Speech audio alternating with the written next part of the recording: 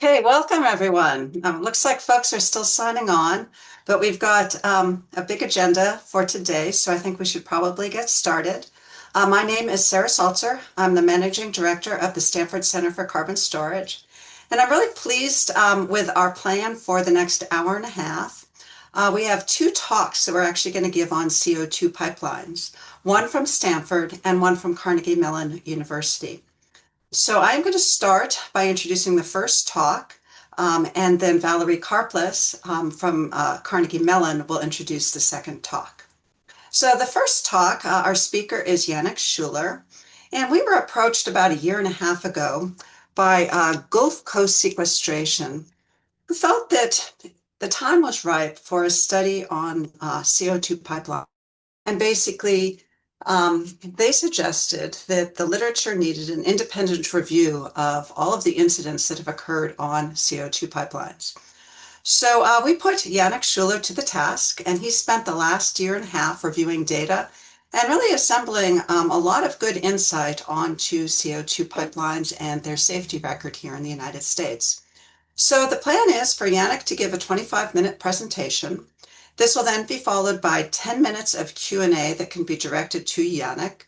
And during the Q&A, we just simply ask that you use the raise hand feature in Zoom, and you can then ask him questions. I'll call on folks. You could also put a question in the chat if you want, and we'll read it out loud. But it would be great if we can ask you to unmute, and then you can ask your question that way.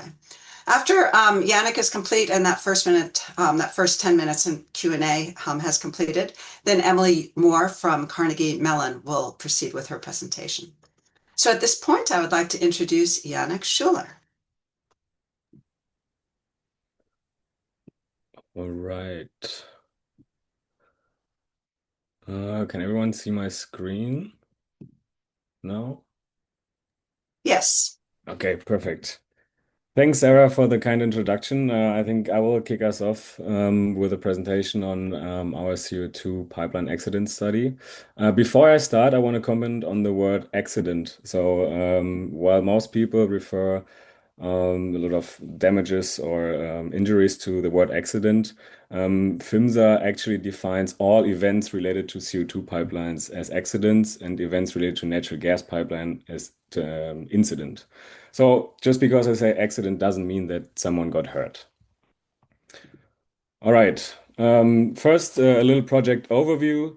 CO2 pipelines operated in the US for over 50 years now, mainly for enhanced oil recovery, but for over 25 years, they're also used for CCS projects. So now with the scale up of CCS, there's more and more demand to expand the CO2 pipeline network. And what we did in our study is basically analyze a huge data set on all the reported CO2 pipeline accidents by PHMSA and combine it and merge it with pipeline-specific infrastructure data.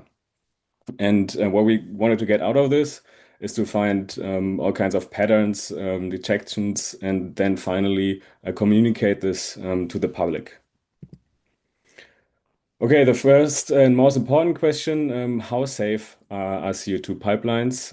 As I said, looking back to more than 50 years of experience in CO2 pipelines, there was no loss of life.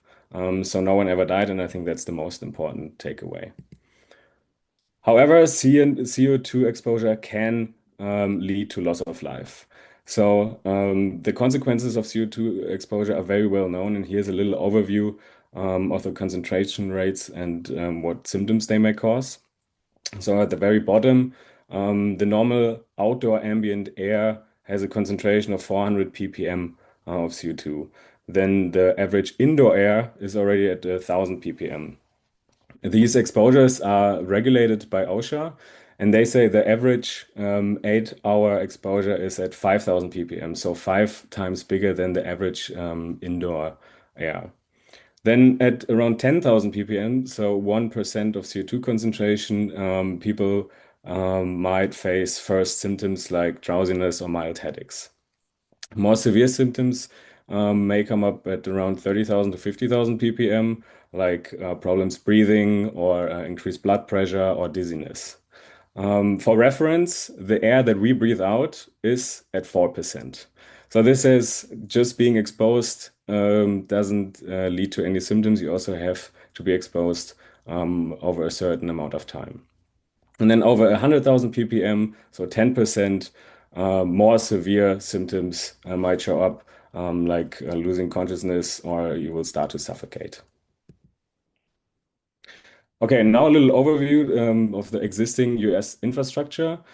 Today, we're looking at about 8,500 kilometers in the US, and about 70 million tons of CO2 are being transported every year. In panel A here, the top figure, we plotted all of the infrastructures in terms of kilometers. So you can see the first pipeline for CO2 transportation was built in 1972, and there was a bigger build out in the late 70s, early 80s, and then again in the early 2000s. Then the orange bars represent the number of accidents that were reported in a year. You can first see that mandatory reporting started in 1991, but the first accidents were actually reported in 1994. And then the most accidents reported in one year were 9 in 2016 and 2017. Then in panel B, we plotted a little map of the US, or a little part of the US, showing all of the existing infrastructures, colored by the construction decade and with their names. So you can see the pipelines from the 80s are mainly in Western Texas, New Mexico. Then there are newer ones in Wyoming, in Northern America, and actually one cross-bordering to Canada. And then also some newer ones in Mississippi, Eastern Texas area. Okay, what actually qualifies as an accident? So PHMSA has 5 categories under which an event would qualify as an accident. One, if a fire or explosion occurs, or if more than 5 gallons of CO2 was released. 5 gallons are about 750 kilograms on CO2. Another category is if someone died, or if an injury required hospitalization, or if damage cost exceeded 50,000 US dollars. Damage costs include all kinds of costs related to an event, so loss of product and all kinds of damaged property.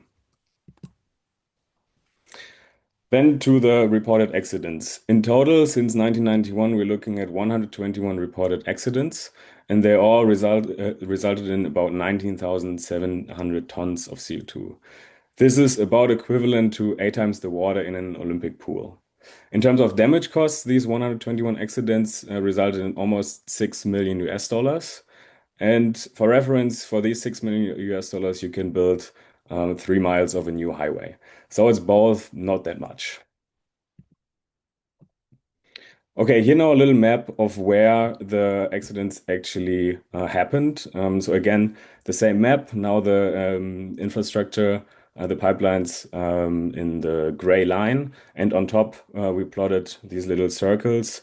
And each circle represents one accident, and the color shows the amount of CO2 that was released. So the darker, the more CO2 was released. So you can see there were a lot of accidents in the Western Texas area and only a very few ones in the more northern one in Northern America, and then a lot in Mississippi. And then we also highlighted the 5 biggest accidents. For example, the biggest one labeled Satasha B and the fourth biggest one, Satasha A, they're actually just a couple of miles away from each other. And similar with the second and third biggest one, they're also only a couple of miles away. And then the fifth biggest one is in the Western Texas area. Okay, then we looked into how much CO2 was transported over the last decade and how much of that was actually released. So this huge beige circle represents all of the transported amount of CO2, so 515 million tons. And the little tiny red dot at the bottom represents the 8,800 tons that was released over these 10 years. So it's just a very, very small amount. But then we also looked a little bit further and actually looked into the annual leakage rates. So here on the y-axis, a log scale representing the leakage rates per year. And the black line is the average leakage rate per year for CO2, so 0.0026%. And you can see that actually one dot is above this line, and that's in 2020. And in 2020, there was the biggest and the fourth biggest accident ever.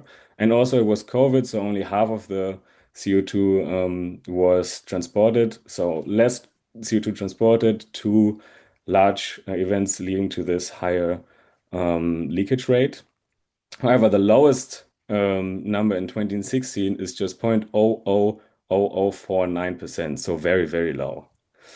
And in comparison to that, we also looked into natural gas pipelines. So the red line represents the same value for natural gas, and you can see it's significantly higher, almost three times higher with 0.008%.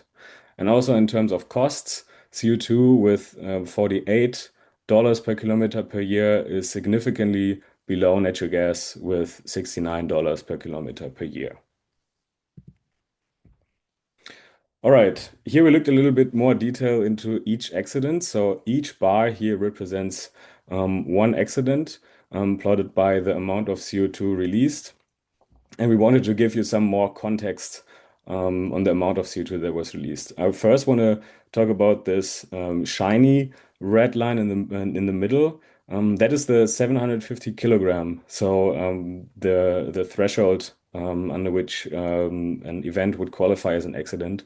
So you can see that actually 43 out of the 121 are below this threshold.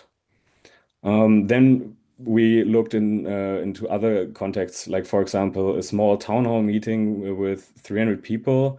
The amount of CO2 that they exhale in the 2 hours is actually bigger than 10 CO2 pipeline accidents. So this tells us, okay, some of these accidents are so minor.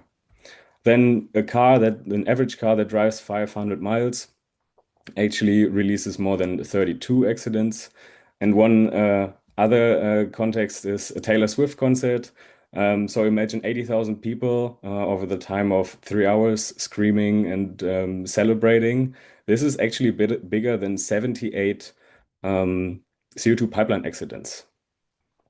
And then, yeah, even only 7 accidents are bigger or have more CO2 released than a one-way flight London to SFO. Okay, next we looked into can natural gas pipelines be repurposed? And the quick answer is yes. There are actually today three repurposed natural gas pipelines operating: the West Gwynville pipeline, the Texoc pipeline, and the Monell pipeline. The Texoc pipeline had 8 accidents in total, and the biggest one was about 172 tons of CO2. However, the West Gwynville pipeline only had one with 15 tons, and the Monell pipeline had zero accidents. Also, the cause for the repurposed natural gas pipelines was most common was corrosion, because these pipelines can also be older than the one in 72. So these numbers led us to the conclusion that repurposed natural gas pipelines do not show more severe accidents than purpose-built CO2 pipelines. Okay, here again, we looked into the individual accidents. So every piece of this pie chart represents one accident, and then we colored them by the pipeline on which they occurred. And first of all, we found out that 12 out of 36 pipelines never had any accident. And then what we found that two of the pipelines, the Delta pipeline colored in red and the Free State pipeline colored in orange, are actually responsible for 73% of all CO2 released. So the Delta pipeline and the Free State pipeline had each two larger accidents: the Delta pipeline, the Satasha A and Satasha B, and the Free State, the second and third biggest release. Then looking at the fifth biggest accident, we can see that combined, the top 5 accidents are responsible for 78%. So basically, they are dominating the whole narrative on CO2 pipeline safety. The remaining 116 accidents show a median of 2.6 tons, so very minor. Some of them are even so minor that they don't show up on this circle. As you can see on top, these little triangles mark the repurposed pipeline. So most of the repurposed pipeline accidents are very, very minor. So now I mentioned Satasha a couple of times already, so I wanted to give some more context on this specific accident. There was an accident in February 2020 close to a little town called Satasha, and this accident caused widespread media attention on CO2 pipeline safety. Because this accident is the only one that was leading to evacuations and also hospitalizations. So people were reporting headaches, dizziness, troubles breathing, and some even collapsed. So this was leading to 200 evacuations and 45 people being hospitalized. Still, no one died. So what happened? Heavy rain likely triggered a landslide that was basically going through the pipe that you can see here in this little picture. And the biggest problem was that emergency responders and people in this area were not aware that a CO2 pipeline was going there. So the emergency responders didn't know how to react, and communication was delayed. And because this event led to so much media attention, FIMSA actually upgraded their safety guidelines. And some of the most important upgrades now are enhanced emergency planning. So within a 2 mile radius, so 2 miles on both sides of the pipeline, local officials have to be better and informed and prepared. And also for this area, operators have to model potential leaks better to understand how CO2 would behave and yeah, do a more detailed dispersion analysis. Also, operators must provide specific equipment, one for detection, so they have to install automatic detection systems, and also provide equipment for the operators to train and to prepare for a CO2 leak.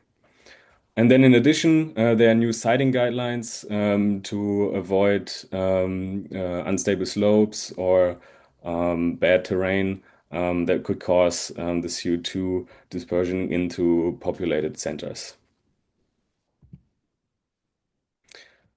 Back to the exposure scale, I wanted to give some context where this event, again, there was the only one that was leading to hospitalization, lays on the scale. The highest CO2 level that was measured was 28,000 ppm, so it's still below this 3 to 5% range, but it is definitely more severe than the 5,000 8-hour time average from OSHA.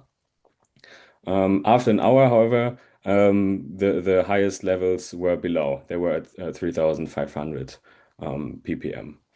And again, this was the only time where an event was led to hospitalization. Okay, then we categorized two kind of locations on where accidents happened. One control facility, which is basically the start or the end of a pipeline, and then mainlines accidents. It's basically in between. And we found while control facility accidents happened 75 times and mainline accidents only 25 times, they both had a similar amount of CO2 released. So this tells us there are less severe accidents on the control facility and less but more severe on the pipeline.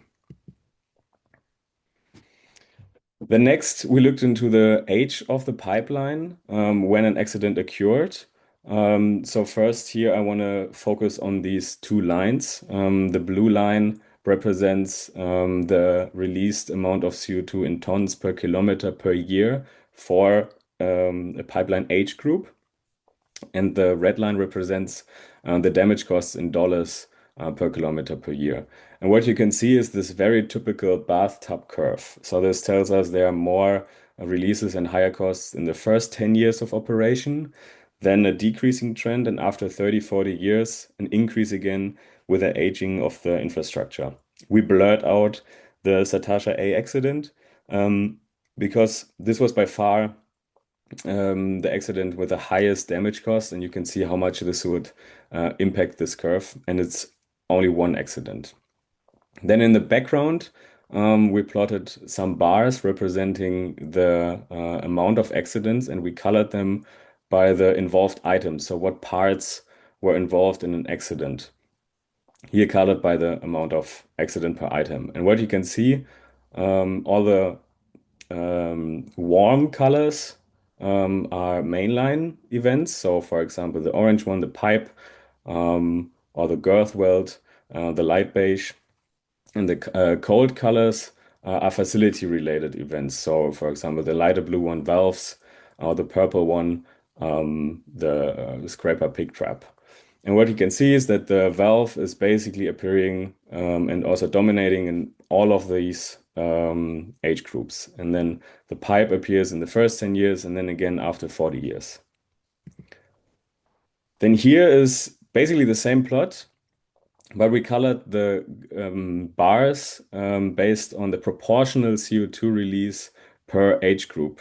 And now we get a little different picture. Now valves dominate all of the age groups except the first one. So they release by far the most CO2. In the first 10 years, pipe seam and girth welds actually release the most CO2. And then in 40, 50 years, we have the pipe and the auxiliary piping also releasing a higher portion. Okay, now talking about who identified the accident. There are basically two groups that we use, one coming from the operator and then to the public. The group that identified the most is the local operating personnel with 35 accident, also 33% of total volume released, followed by a third party that identified 6 accidents and 21% of total volume released. And then, as already mentioned, there are automated detection systems called CPM and SCADA. They identified 12 accidents or 17%, and then this portion was identified by ground patrol. The public also identified 16 accidents, which sounds a lot. However, in terms of total volume, it's only 0.01%. So most of the accidents where we have data on the identifier was identified by the operator.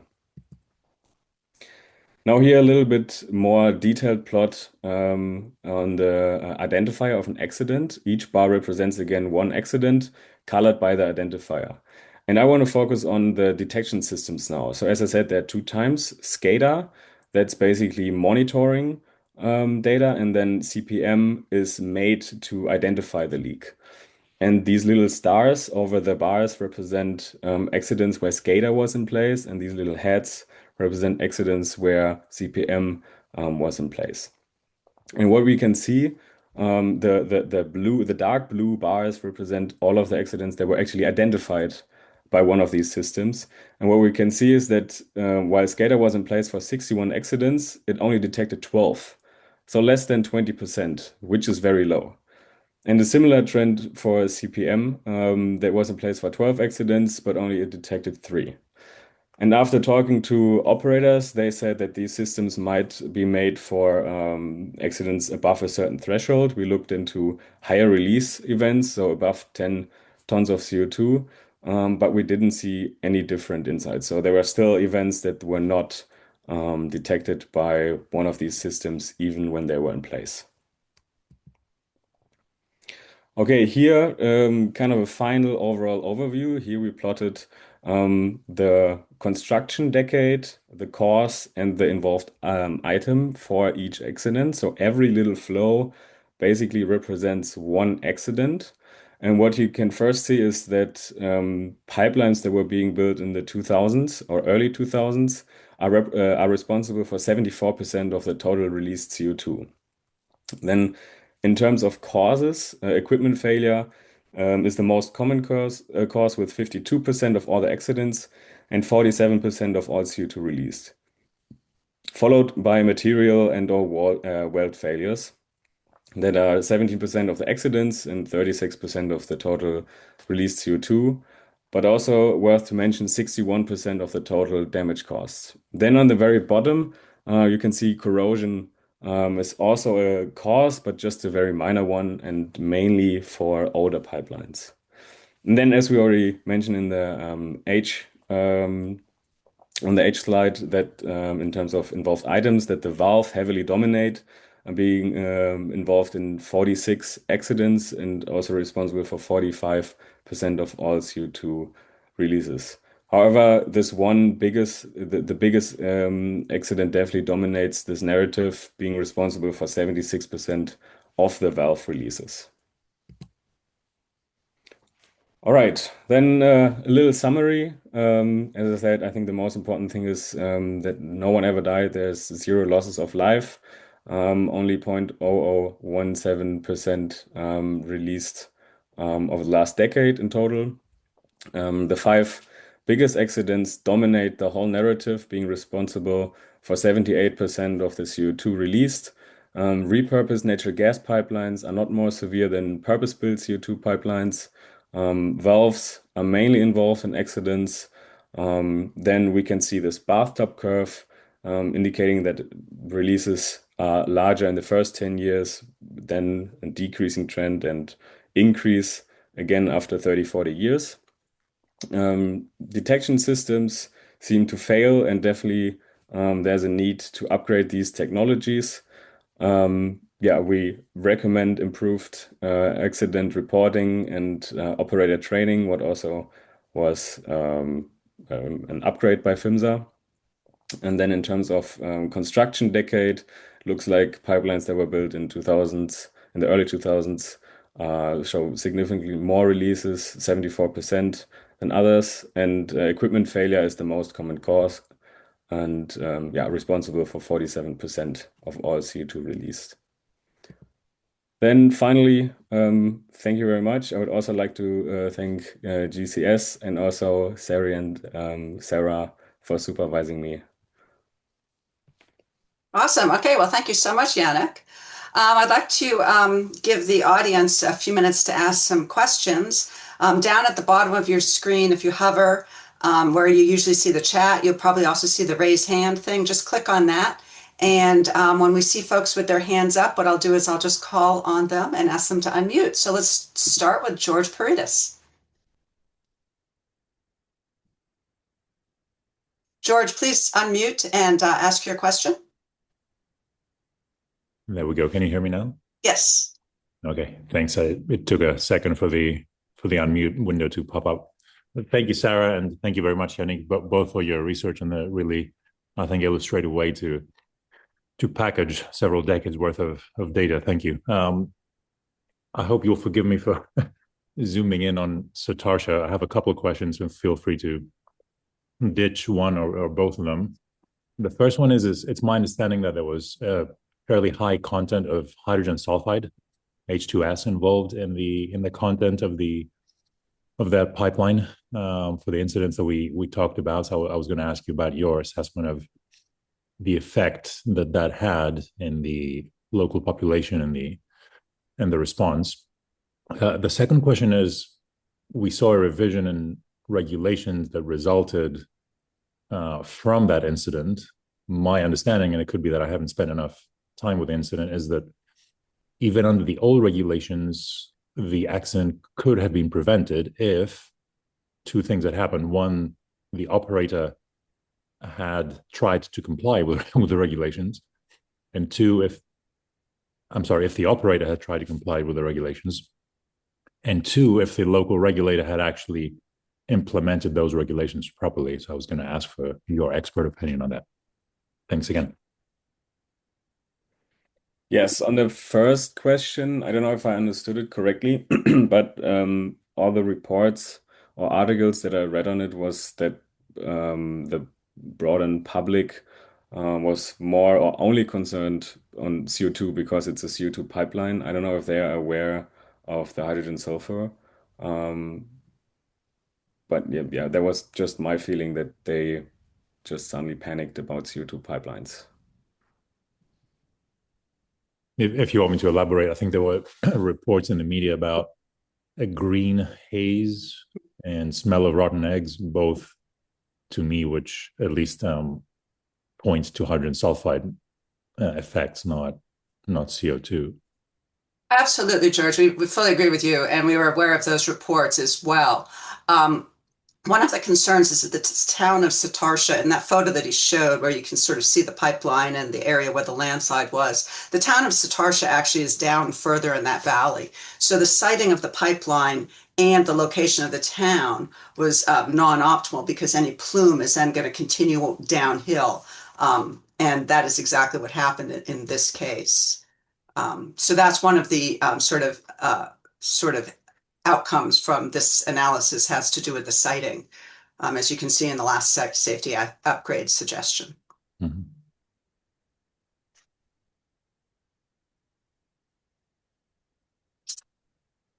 Did that answer your questions, George?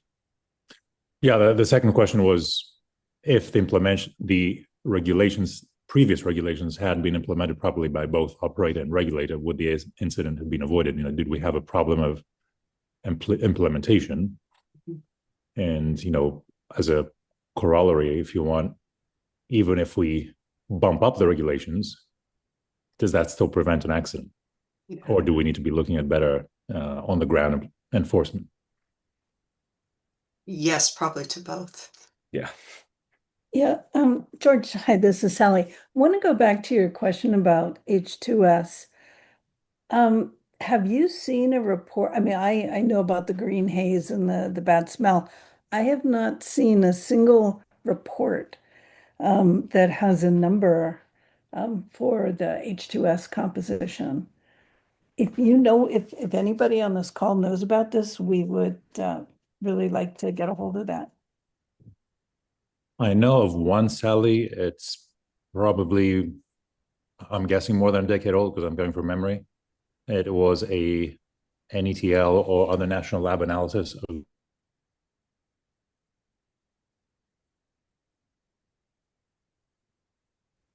of George, are you still talking? Can anyone else hear George? No. No. All right. I'm going to move on. Alan Greenberg has raised his hand. Alan, could you please, I just unmuted you, I think. Could you please ask your question? All right. First name is Alvin, but that's okay. Oh, sorry. Does your data differentiate between external CO2 pipelines, which are obviously longer, than internal industrial CO2 pipelines, which are usually shorter? Mm, I don't think so, no. I mean, I'm not aware that there are any different, that the data differentiates between. At least we didn't. That's a good answer. Thank you. Okay, Jeff Whitworth, could you please unmute?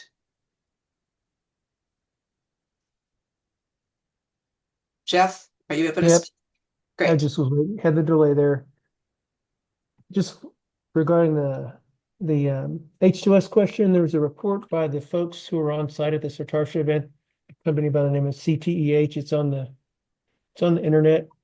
If you search for hydrogen sulfide readings at the Sartarsha event, and they had taken 85 readings externally and 18 readings with what they're calling indoor assessments for hydrogen sulfide with zero detections. So 100, over a little 100 readings and zero H2S detections. For what that's worth, it's out there. I just turfed that up a minute ago. Thank you. Yeah, thank you. That's Thank very you. helpful. Yeah, because we read a lot about that accident, and I was the first to. Yeah. Anyway, thank you for pointing that out. Sure. I'll put the link in the chat here. Okay, any other questions for Yannick? Okay. All right. Well, thank you so much, Yannick. Yeah, thank you. I'm now going to turn over to Valerie Karplus, who will introduce our next speaker, Emily Moore. Valerie, are you still there? Yeah. Yeah. Hi. Can you hear me? Great. Okay. Thank you, Sarah, and it's my pleasure to introduce Emily Moore, who will be talking to you today about a very complementary topic focused on public acceptance of energy infrastructure, which is building on a body of research out of Carnegie Mellon University. Some of it Emily has done, focusing really on the timelines and the challenges of implementing CO2 infrastructure in the United States. And this work in particular, so Emmy is a fifth-year PhD student in the Engineering and Public Policy program, also affiliated with the Scott Institute for Energy Innovation. And I think this project really resonated in conversations with Sarah and Sally as being a great pairing with Yannick's presentation on really the safety record for these projects. And so with that, we really wanted to look at the how communications matter in the process of infrastructure siting. And so with that, I'm going to turn the floor over to Emmy to introduce this work. Thanks, Emmy. Thank you, Valerie. Hi, everyone. I am Emily Moore. I've been working with Valerie Karplus, Granger Morgan, Baruch Fishoff, and Jessica Smith from the Colorado School of Mines on this work on the public perceptions of different engagement approaches of CO2 pipeline development. And so getting started, this work has been supported by the National Science Foundation and the Hillman Family Foundations, and the findings that we present here are those of me and my co-authors and do not necessarily reflect these organizations. So to get started, CCS, or carbon capture and sequestration, has been projected to be an essential tool in reaching net zero carbon emissions, though its legitimacy as a climate solution has been questioned by various environmental organizations and scientists. However, establishing this industry will require a large expansion of infrastructure, especially the CO2 pipeline transportation. Estimates for the required pipelines by mid-century range from 30,000 to 100,000 miles, compared to about the 500 or 5,000 miles we have today, which are shown here in the map. And these pipelines that currently exist are primarily used to transport CO2 from naturally occurring reservoirs to oil and gas fields for enhanced recovery. So since 2020, there have been 4 new large-scale CO2 pipelines proposed in the Midwest, which are shown here in this figure. And these proposals have seen very high levels of public opposition, with 2 of the projects, the Navigator pipeline in blue and the Wolf pipeline in yellow, being canceled since their announcement.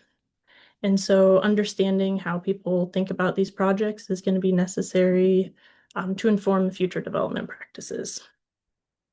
So there's an extensive body of research that focuses on public perceptions and public acceptance for energy systems, renewable energy, CCS, and oil and gas pipelines.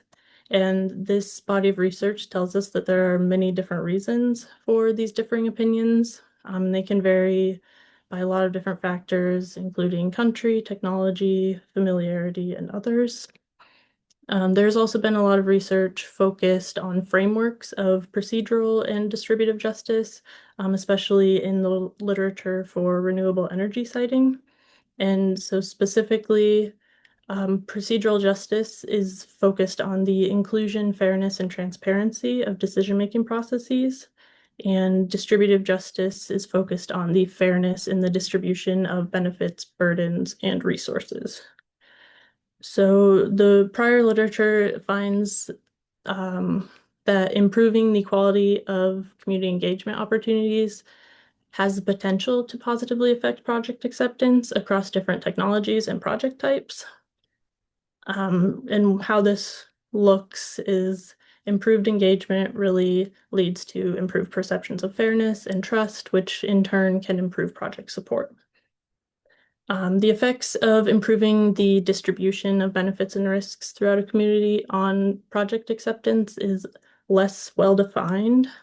This, I believe, is because there's a lot of variation in which aspects of distributive justice are explored. For example, there are studies that look at only the physical distribution of infrastructure. Some look at community ownership models and compensation mechanisms, which are very used a lot in research concerning wind farm development and not so much on pipelines. And additionally, distributive justice has not been included in a lot of studies on the public acceptance of CCS. And so additionally, there have been very few studies focused on the public acceptance of CO2 pipelines in general, and none have been in the United States that we're aware of. And with the estimated growth that I mentioned, it's really important to understand if there are potential interventions that can bring developers and communities to the same page on this development. And so to try and do this, we are asking the research question of how do different engagement approaches affect acceptance of a CO2 pipeline development in or near one's community? And so to do this, we developed a survey. Surveys are used commonly in social science work, and these techniques include traditional surveys, which are where participants just answer questions, informed opinion surveys, where participants are provided information and then answer questions. Vignette surveys or hypothetical scenario surveys are where participants answer questions about a hypothetical scenario, and conjoint experiment surveys where participants must choose between discrete alternatives. So because the CCS familiarity is low among the general public, we decided to use an informed opinion survey.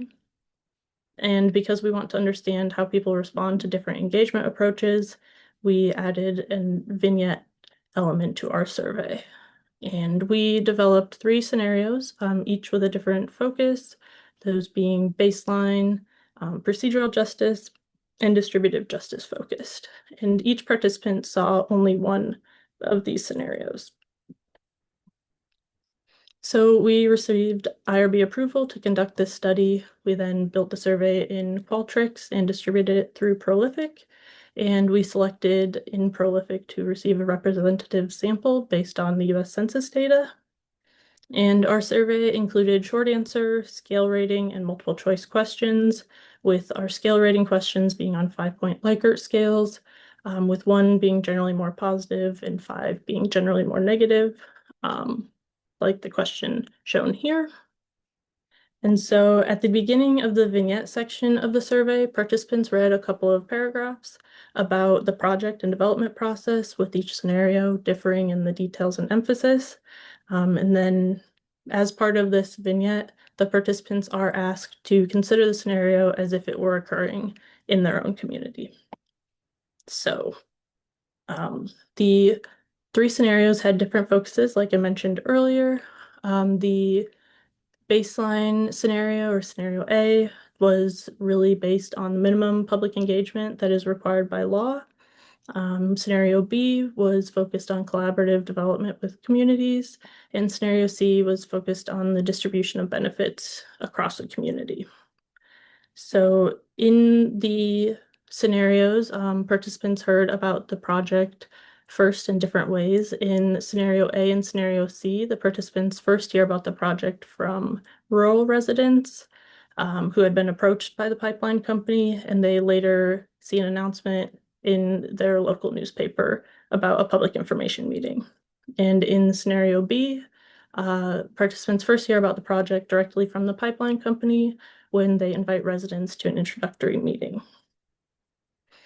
So in all 3 scenarios, in the description, the public meeting has a presentation by the company about their project. In scenario A, the company, after the presentation, they allow for questions and comments and provide contact information if anyone has follow-up questions. In scenario B, after the presentation, the company asks attendees what they would like to see from the project and what are the important considerations that the company should focus on as they're developing this project. And they also share that they're committed to meaningful engagement with transparency and ongoing communication with the community throughout the development. And in scenario C, After the presentation, the company shares that they are committed to distributing benefits throughout the entire community, in addition to the direct monetary compensation that goes to the affected landowners. Some of the potential benefits that they include in their presentation is financial support for first responder training and equipment, a community project update newsletter, and a community investment fund. So then in scenarios A and C, the company decides on the route that they are going to choose for the pipeline. And in scenario B, the company works with the community to collaborate to decide on a route. And so after the route is selected, the pipeline company submits the permit application to the relevant state agency. And as part of the permit review process, there's a public comment period in which anyone can submit official comments regarding the pipeline. And so in scenario A and scenario C, the company is not required to respond to the pipelines, but may choose to do so. While in scenario B, participants are told that the company responds to all of their comments and maintains open dialogue throughout the process. And our scenario descriptions end by saying that the state agency will conduct additional review before making a final decision on whether to approve the permit application or not. So we collected our data in August of 2025. We had 540 respondents total. And then we excluded those who failed the attention check question shown here. So our final analysis was done with a sample size of 500, and we had very close numbers for each scenario on the number of respondents who saw them. We did our quantitative data analysis with ordinary least squares regression, with multiple models for each of the variables we're looking at, with different levels of covariates. And we are also working on qualitative coding of the short answer responses to our survey. And we're doing that for two reasons. The first being sentiment analysis to check for internal consistency among all of our respondents, and also for thematic coding to kind of pull out key ideas and opinions from our respondents. So we had respondents from every state except Hawaii, Wyoming, and Vermont. And while we would have preferred to have a few more respondents from the Midwest and Mountain regions, because of how I showed you earlier, the states with existing CO2 pipelines outlined in green, and the states with proposed or canceled pipelines outlined in purple, would have been nice to have more respondents from these areas, but because we selected for a representative sample within Prolific, we cannot set any additional eligibility filters. So we still feel confident in the quality of the data that we have received from this. So in the survey, after they read the hypothetical scenario, we asked them about their opinions and perceptions on several different factors, and then we asked them about their overall project opinion in the form of this question of overall, do you support or oppose the project described in this scenario? And what we saw is that respondents who had who saw the procedural justice framing expressed higher levels of support than those who saw the baseline approach. And you can see in this figure here, the x-axis is the estimate as a change from the baseline scenario. And so you can see that the procedural justice scenario is farther to the left, which is more towards the support side of our Likert scale. And this difference is significant at the p less than 0.1 level. And you can see that respondents who saw the distributive justice framing express very similar levels of support to those who saw the baseline approach. So this pattern is also observed for other outcomes of interest, which are relationship quality, fairness of the development process, fairness of the project outcomes, trust in transparent communication, and trust in prioritizing safety. So for the procedural justice framing, respondents were more positive about the relationship quality. They felt that the development process and the project outcomes were more fair, and they had stronger trust in the company for transparent communication and prioritizing safety than respondents to the baseline. And we see that the respondents to the distributive justice scenario were statistically equivalent to those of the baseline. So that really means that none of the measures that we expected to see differences in our study were viewed more favorably by respondents to the distributive justice framing when compared to the baseline. So we also asked participants after they gave their overall project opinion, we asked how their level of support or opposition might change given specific alternatives. So for example, we asked about if the pipeline were transporting oil or natural gas instead of CO2. And so while the direction of these responses shown in the figure here are in the direction that we expected, there's no statistical significance in these differences. And the same is true when asked about the different fate of the CO2, that being enhanced oil recovery instead of permanent disposal, still with no statistical significance. And at the beginning of the survey, participants were asked about their levels of familiarity and initial impressions of CCS and CO2 pipelines. And as you can see here, there were a relatively low number of respondents who had negative or very negative impressions of either technology. But we do see that there is a relationship between the initial impressions and the overall project opinion, regardless of which scenario was seen.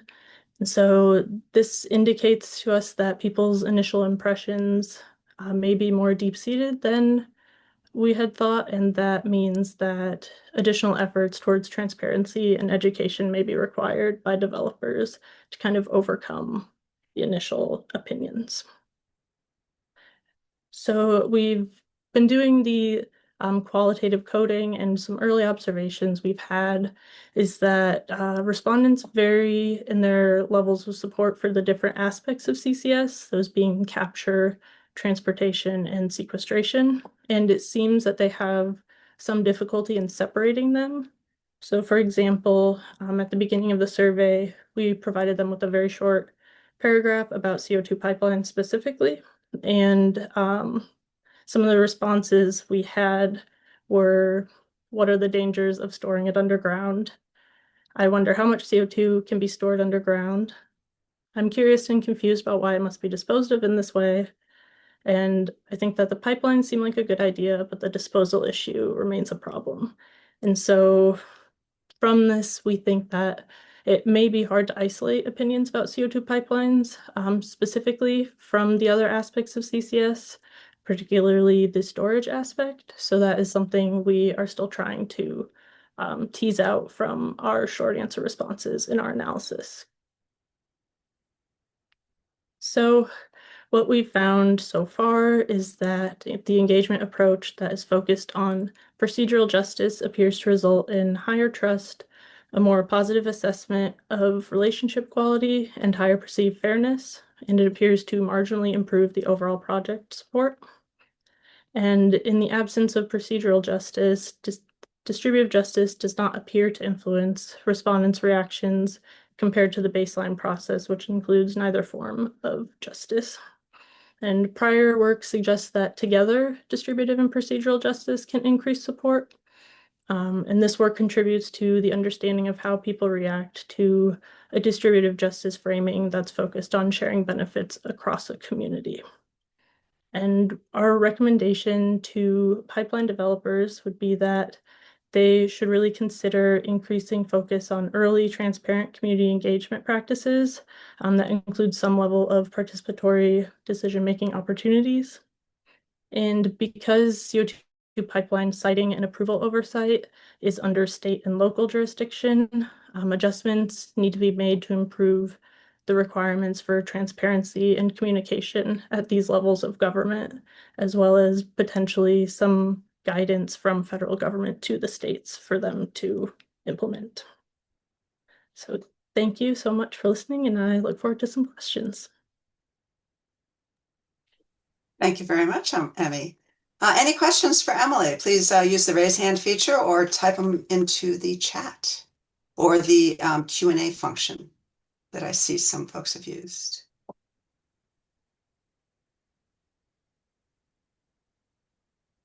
Any questions? I'll give folks a moment.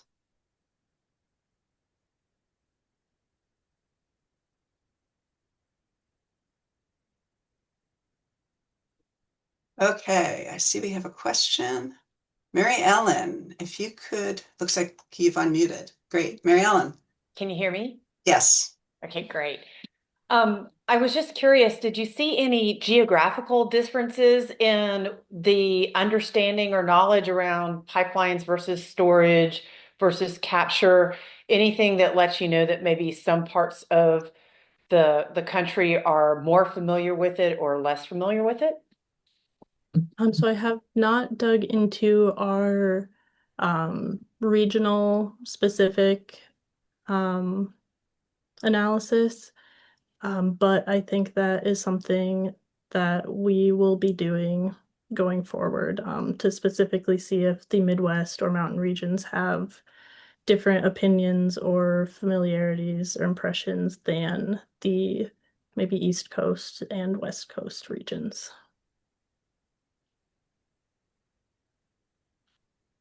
Paul Miller, if you could unmute.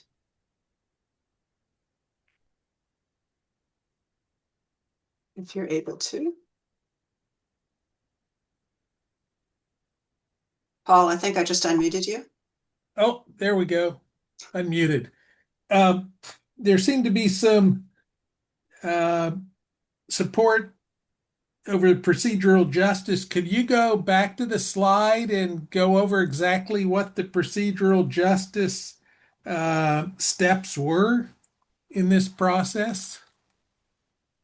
So the process, I think this is the slide you're referring to.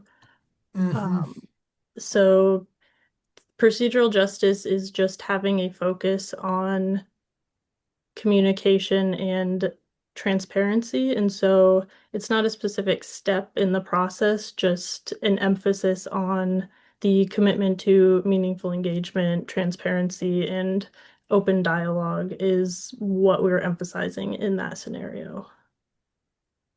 Okay, thank you. Any other questions for Emmy?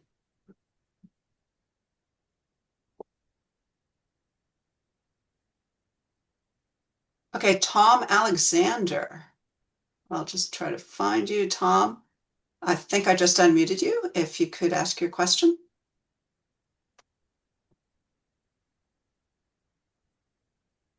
I think he's still muted. How's that? Yeah, good. Okay. Interesting information. I'm going to just add a little bit based on a couple of the other questions that had something to do with geographic distribution of opinion, maybe even add to that socioeconomic distribution of opinion. I was involved not with a CO2 pipeline or a pipeline of any sort, but some exploration activities in Eastern Canada back in 2010 to 2012 and a half. And based on that experience, I think if you dig deeper, you're going to really find some serious bias based on socioeconomic factors, education of the local population.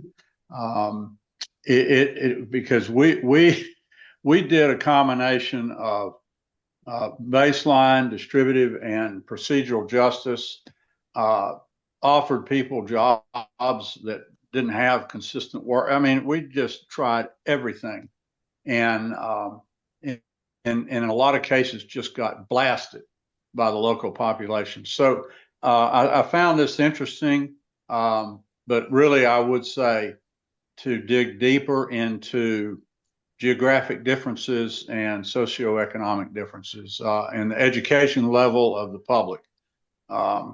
You know, when you've got people, for example, that just simply do not believe that one can drill a horizontal well, you're in trouble before you ever get started.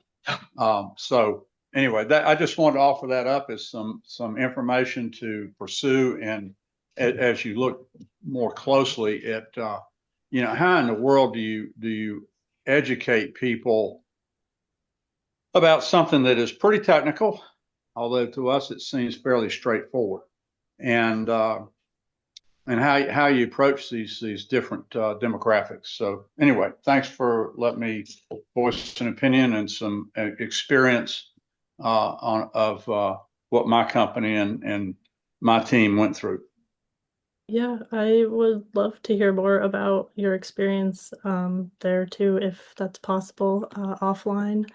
But that's definitely something that we're looking into, and going through the short answer responses just about the CO2 pipelines and CCS, like what I shared, the quotes from at the end of my presentation. There are some people who wrote in there that they don't believe that this technology exists or that this is actually happening, that there are CO2 pipelines in the United States. And that's something that I think is going to have to be addressed in some way. Not entirely sure how to yet, but it definitely is something that we're considering. Good. That's fine. And if you want to talk offline, I think you can get my information through this podcast, and I'll be glad to visit with you over the phone and share our experiences. Awesome. Thank you. Thank you. Can I just add very quickly, Tom? I think that experience is worth 1,000 surveys, and so I think we, at the same time, in this case, we're trying to randomize what each participant saw and trying to understand how much it moves the needle to show them different scenarios with these differences. And I think what's interesting, I mean, if you go back to the main result, you show the mean on that graph of where support starts in the baseline scenario and how it compares to those. It's, again, the mean is actually on the opposed end of the spectrum, right?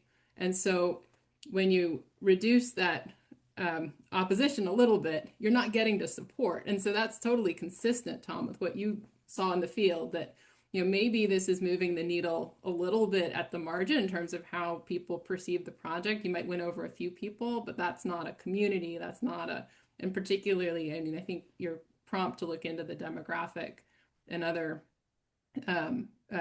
sources of variation in the underlying sample is great. So thank you for that. And thank you for your willingness to chat more. You bet. Anytime. Great. Any other questions for Emily? Hello, Captain of the House. Who is that? I'm sorry. Let me unmute myself. My wife just came home. Oh, I'll mute you, Tom. Is there anyone else that has a question? Just raise your hand. And actually, Yannick, we could open it up if there are any additional questions for Yannick as well. All right, I see that Katie Larson raised her hand. So I will try to find you in the list and have you unmute.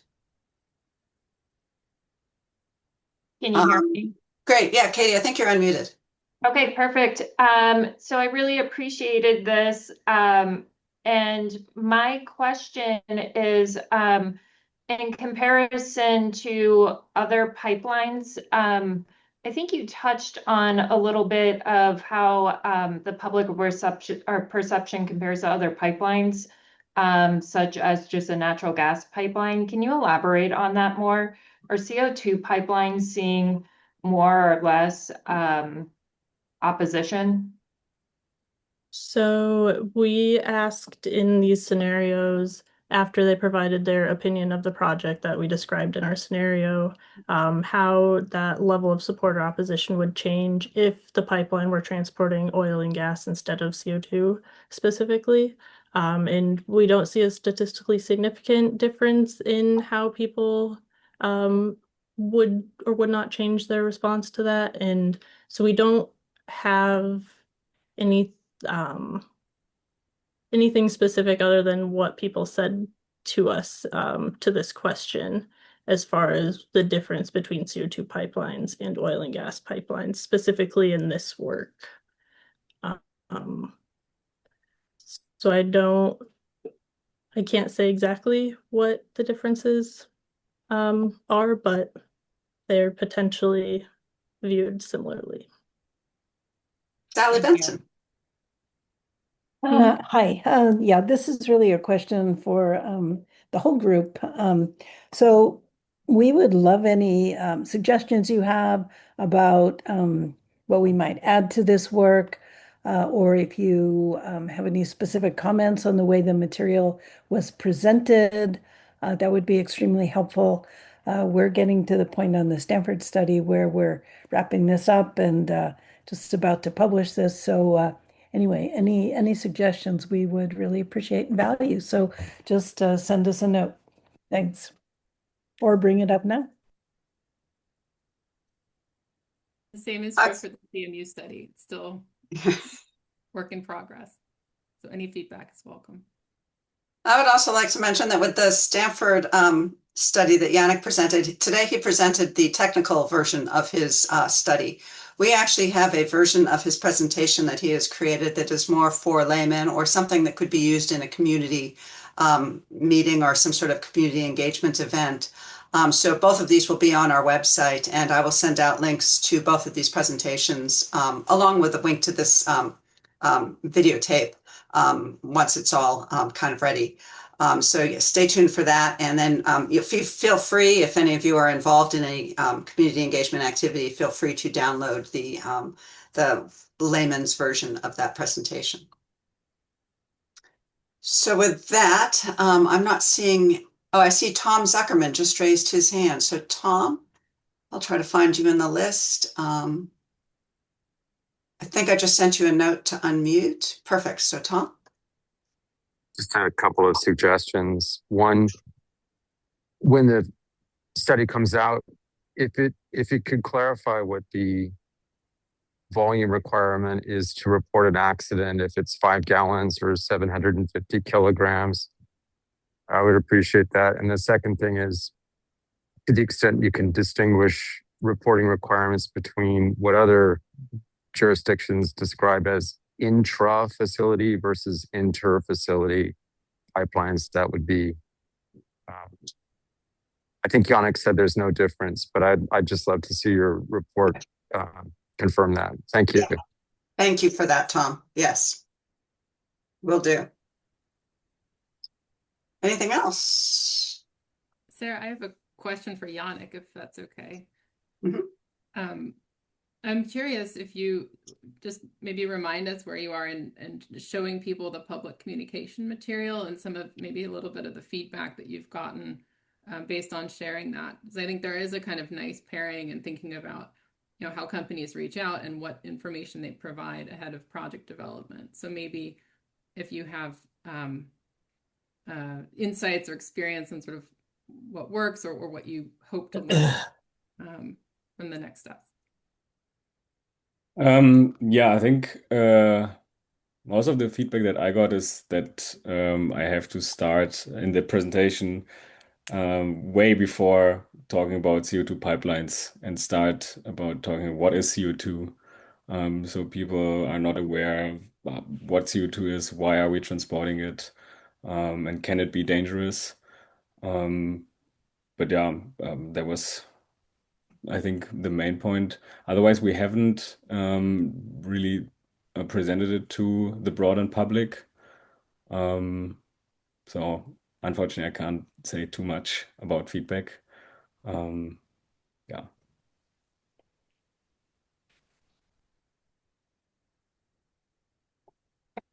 Else? All right, well, I'd like to thank both of our speakers for their presentations today. Thank you all for attending and for your questions. Feel free to reach out if you have any additional ideas or insights or anything else you would like to share. We very much appreciate the feedback, and that's it. So thanks for participating and have a great rest of your day. Thank you. Thank you, Sarah.